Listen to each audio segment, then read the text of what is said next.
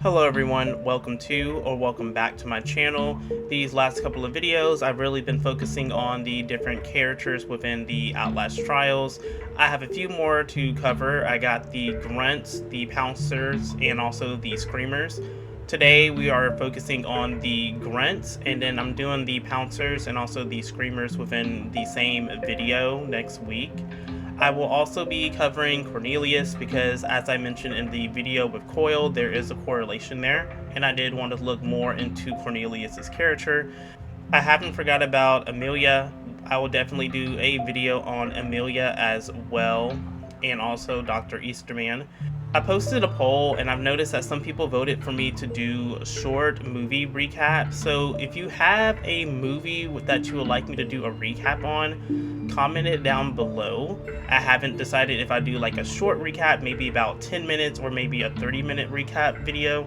So if that does interest you, please comment down below what movies you would like me to do a recap on. But today we will be focusing on the Grunts within the Outlast trials. And if this content interests you, stick around as we're going to do a dive into who are the Grunts within the Outlast trials. I shall deliver your punishment. Suckers, you think you can break me like that? With an animal carcass? Is that you, Sweet Pea? You should have turned down this bounty, Talos. I'll see you soon. Right, Joe. Diving into the physical appearance of the Grunts within the trials, depending on the difficulty of the trial determines on how they will look.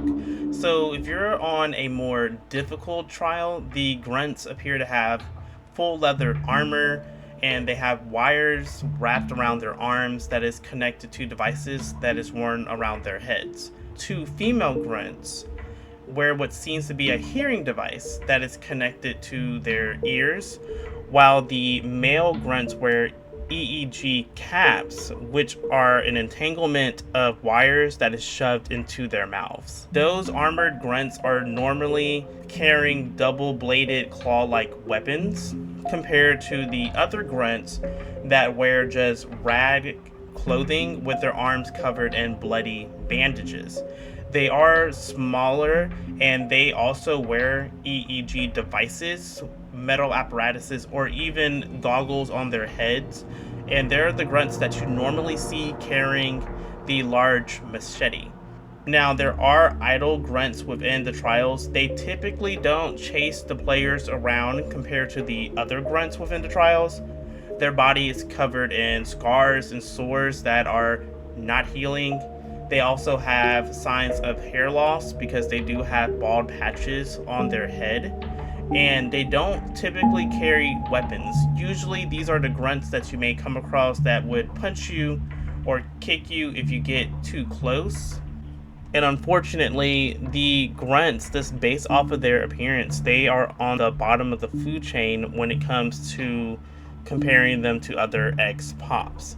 Murkoff just don't see them having any significance to them, and they view them as being disposable subjects.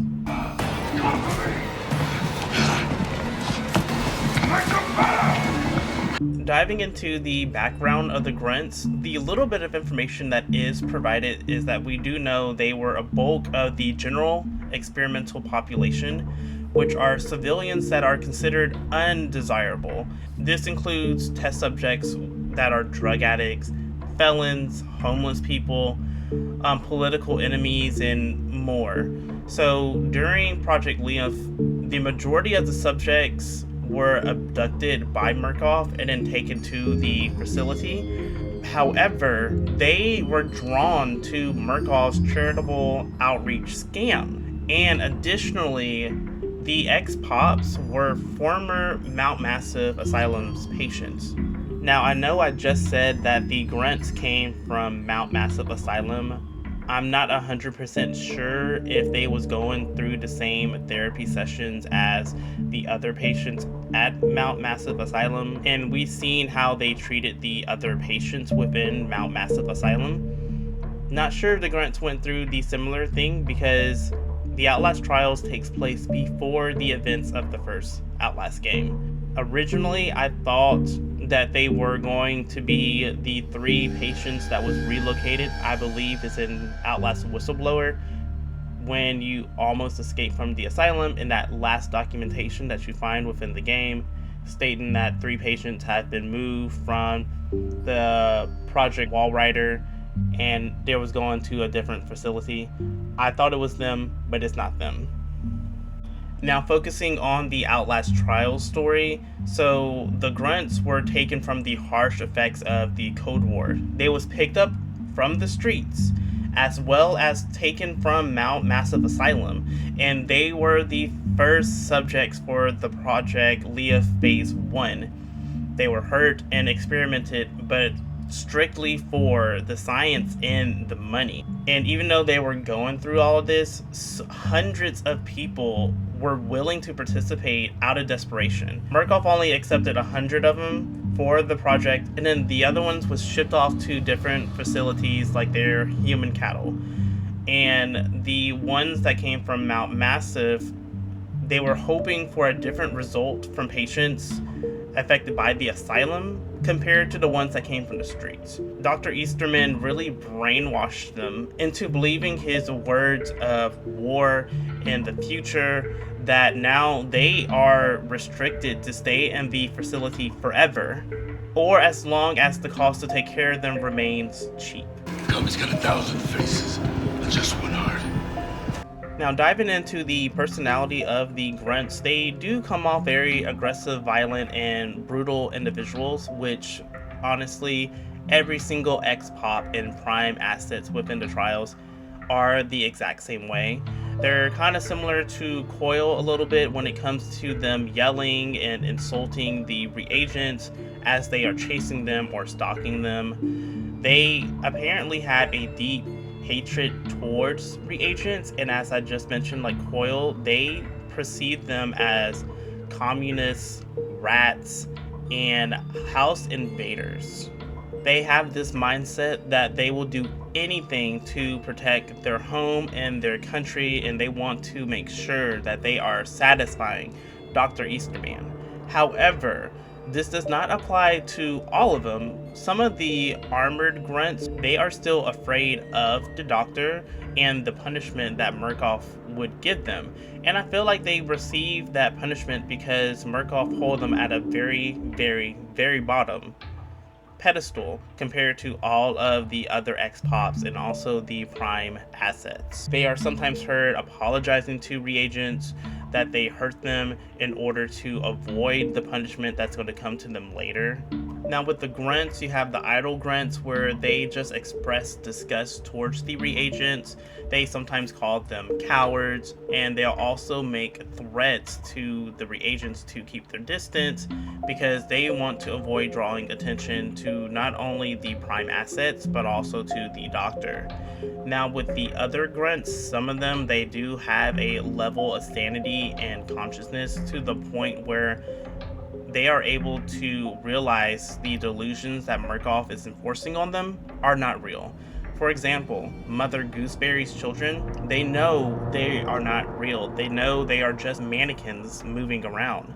However, when you're dealing with the Grunts with the weapons, they're not afraid of the other big Grunts. They're not afraid of the Prime assets, and they don't mind helping them chase you down.